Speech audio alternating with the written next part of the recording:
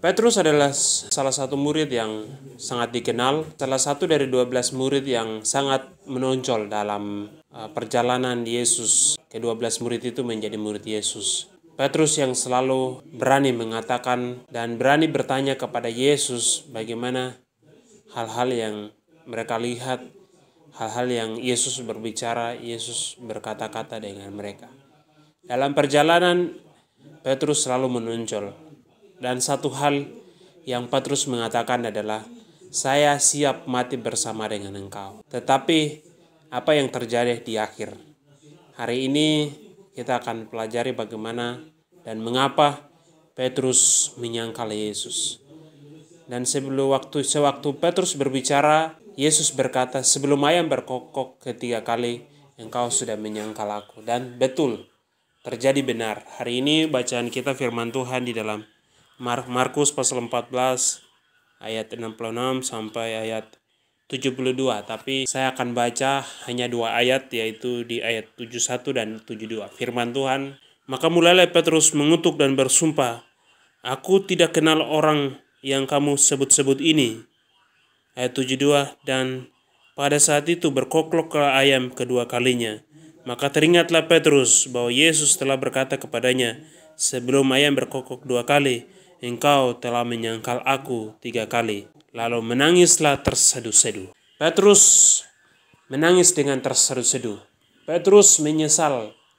Petrus mengingat akan apa yang sudah pernah Yesus sampaikan. Ternyata apa yang disampaikan oleh Yesus itu bukan mengarang, tetapi dia berbicara.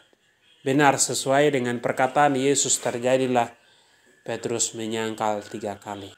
Hamba perempuan itu datang lalu berkata, ini juga salah satu dari murid. Tetapi kedua kali, pertama, kedua, dan ketiga pun dia mengatakan perkataan yang sama. Tapi penyangkalan yang ketiga ini bahkan Petrus mengutuk dan dia bersumpah. Apa yang dia bersumpah?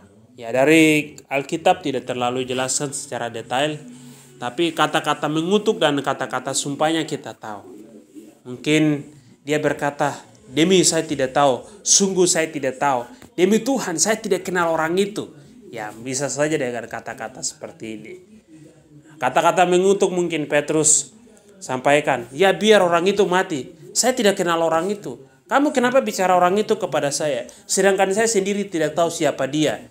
Dan ayat 71 jelas mengatakan, saya tidak kenal orang yang kamu sebut-sebut itu, Yesus itu. Apa yang terjadi? Selama bertahun-tahun Petrus dididik oleh Yesus. Petrus berjalan bersama-sama Yesus. Petrus mengikuti Yesus. Petrus adalah murid yang selalu dekat dengan Yesus. Yesus kemana Petrus selalu ikut. Yesus berdoa, Petrus selalu hadir di situ. Tetapi dia tidak berpegang komitmen.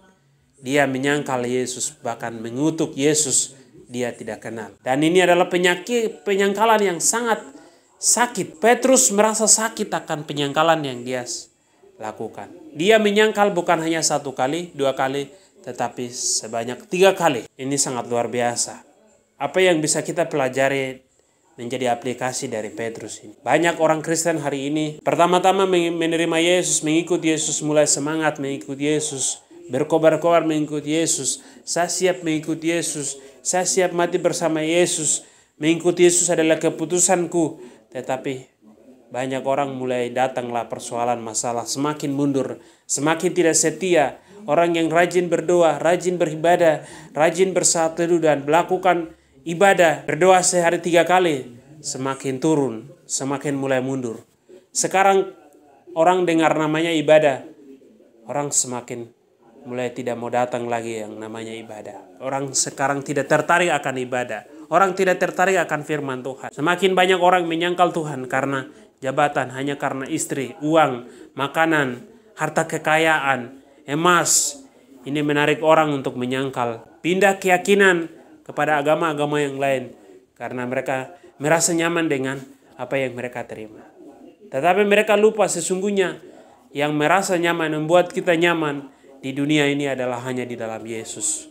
Bahkan di dalam kita mati pun, ke surga pun kita akan merasa nyaman.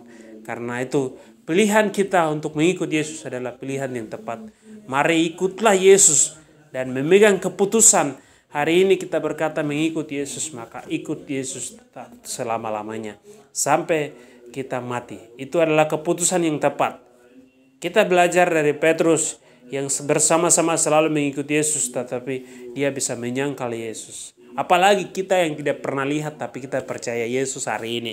Situasi datang seperti Petrus, apa yang akan kita lakukan? Kita akan menyangkal Yesus karena takut mati, atau kita siap mati untuk Yesus? Ini adalah menjadi taruhan nyawa bagi kita. Karena itu percaya sungguh-sungguh hidup di dalam Tuhan.